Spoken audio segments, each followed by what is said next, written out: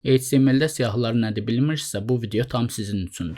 Salam, mən Azad Eyvazov. Proqramlaşdırma ilə 5 ildə aktiv olaraq məşğul oluram. Kanalımda WordPress və HTML dərsləri mövcuddur. Hal-hazırda HTML dərslərinin davamını çəkirəm və gələcəkdə CSS, PHP, Laravel və CodeIgniter dərslərini çəkməyi planlayıram. Əgər HTML nədir bilmirsinizsə, mənim keçmiş videolarıma baxıb onlardan HTML-in nə olduğunu öyrənə bilərsiniz. Bugün HTML-də siyahıların necə istifadə edildiyini və necə yazıldığını, yəni sintaksini və əhəmiyyətini öyrənəcəyik. Siyahılar əsasən HTML-də ya menyu üçün istifadə olunur, yəni menyu yaradılması üçün istifadə olunur və yaxud da hər hansı bir siyahını göstərmək üçün istifadə edilir. HTML-də 3 cür siyahı var. Bunlardan birincisi ordered list, yəni OL, yəni ki sıralı siyahılar. İkincisi OL, yəni unordered list, yəni ki sırasız siyahılar. Üçüncüsü isə DL, yəni description list, yəni ki açıqlama siyahıları. Biz bunların hər üçünü bu dərsdə öyrənəcəyik. İndi isə biz keçək ekrana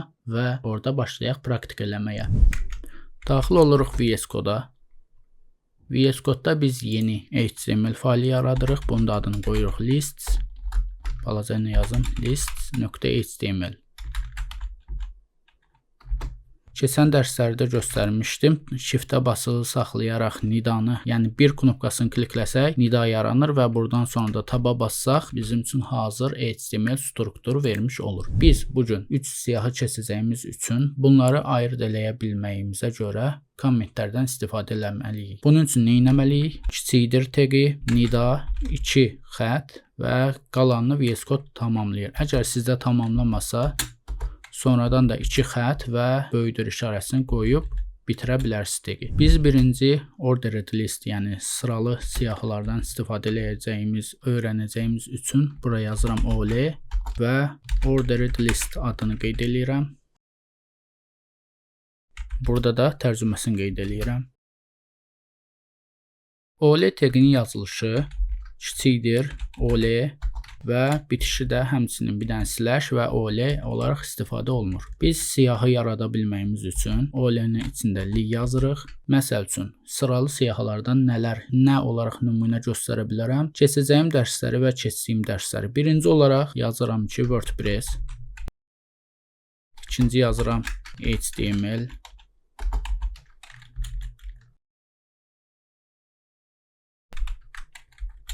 CSS, PHP.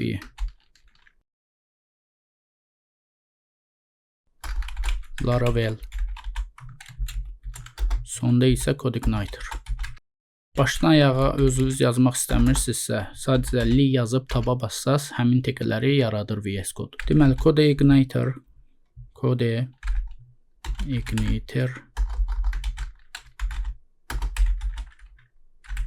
Bunları qeyd elədik. Save elədik Ctrl+S kombinasiyası ilə. Bunları görə bilməyimiz üçün biz daxil olmalıyıq HTML dərsləri papkasına. Burada mən Google Chrome-dan açacağam list HTML-i. Gördüyünüz kimi bizim sıralı siyahımız gəldi. Biz necə bilərik ki, bu sıralı siyahıdır ya yox? Gördüyünüz kimi solda rəqəmlər var. Yəni bu sıralı siyahı olduğunu bildirir. Əgər biz bunu rəqəmlərlə yox, hərflərlə eləmək istəsək, yəni əlifba sırası ilə, onun üçün bunu bir dənə kopyalayım. Burada komment yazıram.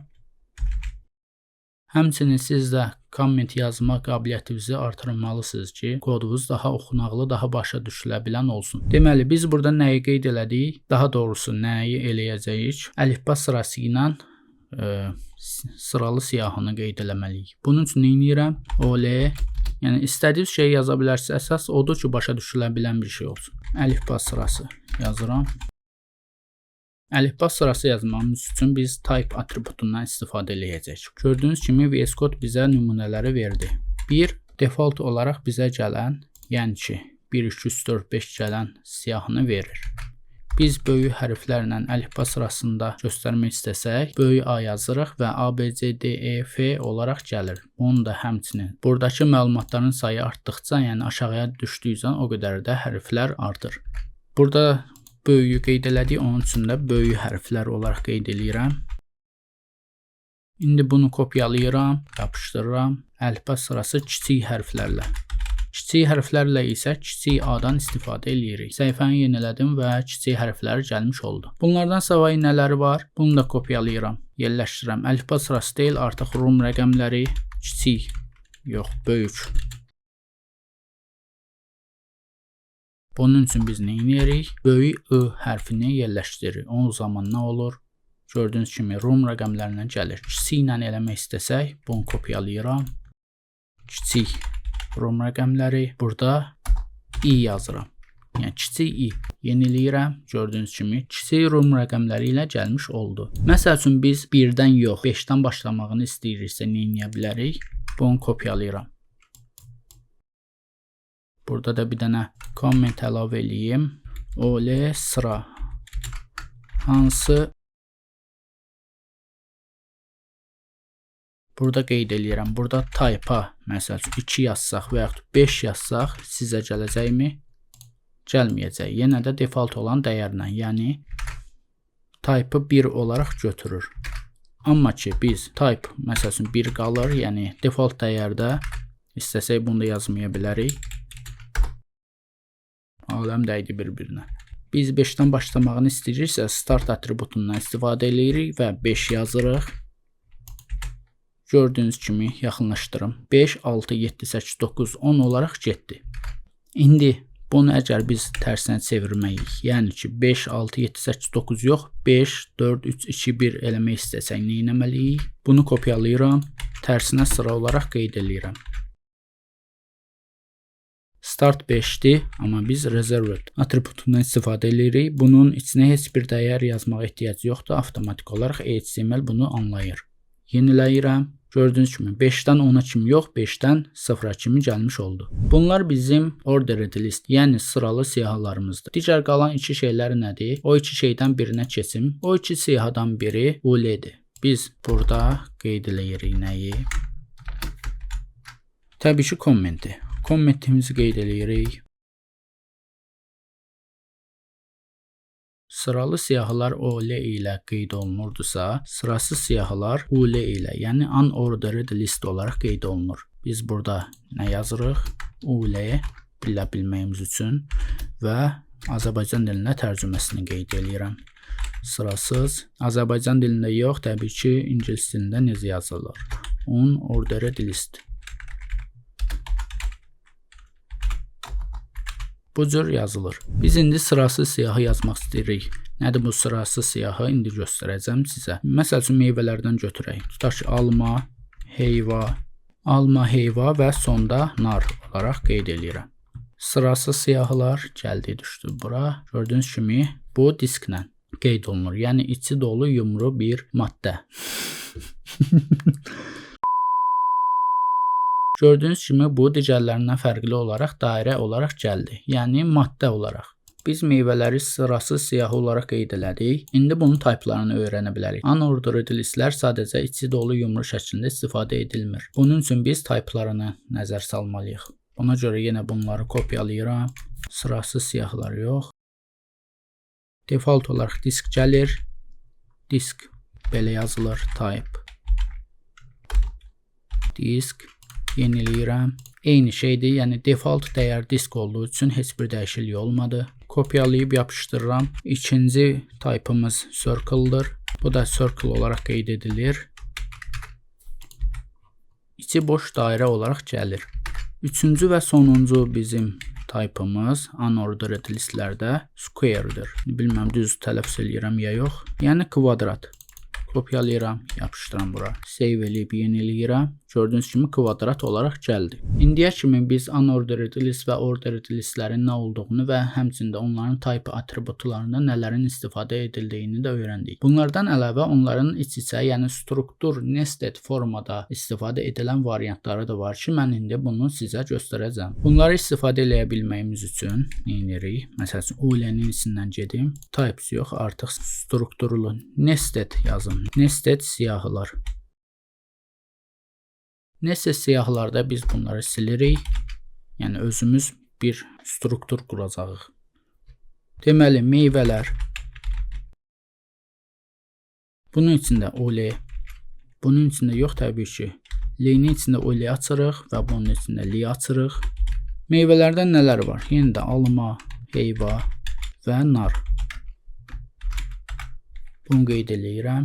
Yenilədim və baxıram ki, meyvələrin içində alma, heyvanlar olaraq gəldi. Başqa nələr var? Tərəvəzlər məsəl üçün. Biz bunu kopyalayırıq. Tərəvəzlər. Burada nələr olacaq? Məsəl üçün pomidor, xiyar, badımcan.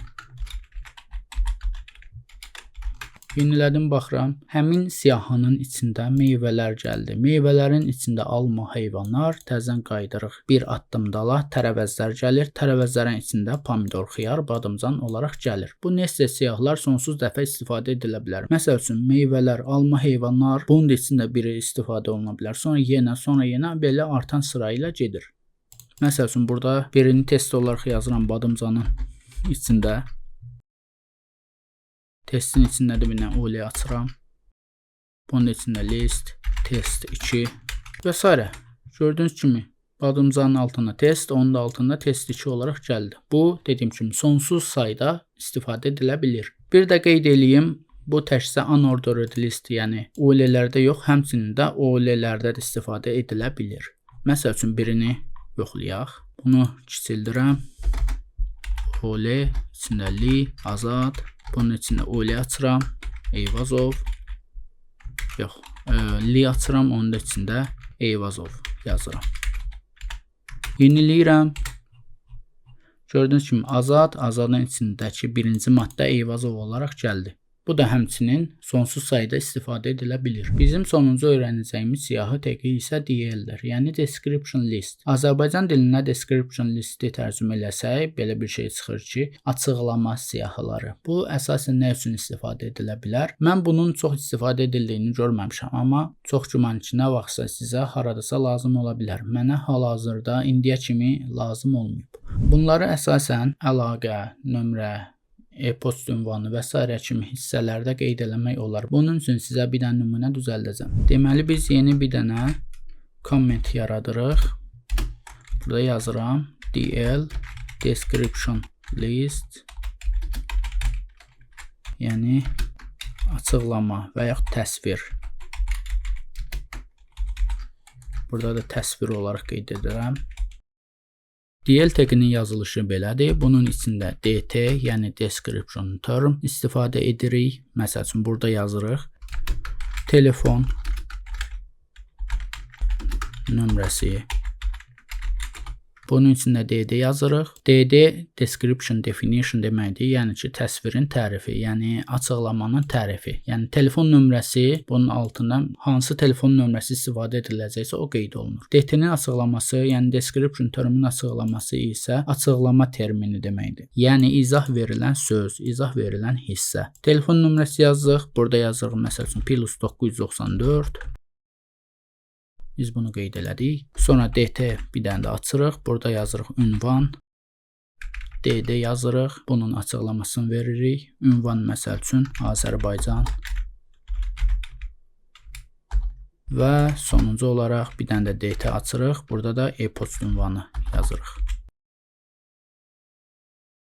DD yazırıq. Burada da info@azadeyvazov yazıram. azadeyvazov.net. Bunu save eləyib, yeniləyib gəlib baxanda görürük ki, telefon nömrəsi, onun altında telefon nömrəsinin özü, ünvanın altında Azərbaycan, e-post ünvanının altında isə info@azadeyvazov.net gəlir. DT-nin altında təkcə bir dənə DD yox, birdən çox istifadə eləyə bilərik. Məsəl üçün, ikinci bir nömrə var, ikinci nömrəni də yerləşdirdik. Burada gördüyünüz kimi ikinci nömrə də gəlir. Yəni DT-nin altına bir dənə DD yazılacaq deyə bir məhdudiyyət yoxdur. Birdən çox DD istifadə eləyə bilərik. Hətta prinsipcə bunun içində nested olaraq da istifadə eləyə bilərik. Məsəl üçün nə ola bilər? DD-nin içində bir dənə DT açıram, DL açıram dərəcə. Bunun içində DT, test. Bunun içində bir dənə DD, test 2. Yeniləyirəm. Belə gəlir, amma belə inanmıram ki, kimsə istifadə eləsin. HTML-də siyahıların hər bir variantını düşündüm ki, izah elədim. Yadımdan çıxan bir şeylər varsa, siz də rəylərdə bunu qeyd edə bilərsiniz ki, bu hissəni demək yadımdan çıxıb, mən o hissəni sizə yenidən ya video şəklində ya da açıqlama olaraq qeyd edib öyrədə bilərəm. Belə dostlar, videomuz bu qədər idi. Əgər videomu bəyəndisə, like atmağı, kanala abunə olmağı, bildirişləri açmağı ki, yeni video gələndə sizə bildiriş gəlsin ki, Azad Eyvazov yeni bir video paylaşdı, daxil ol, bax. Hər hansı bir sualınız olsa rəydə yazmaqdan çəkinməyin, mən ən qısa müddətdə cavablandıracağam. Belə, sağ olun, salamat qalın.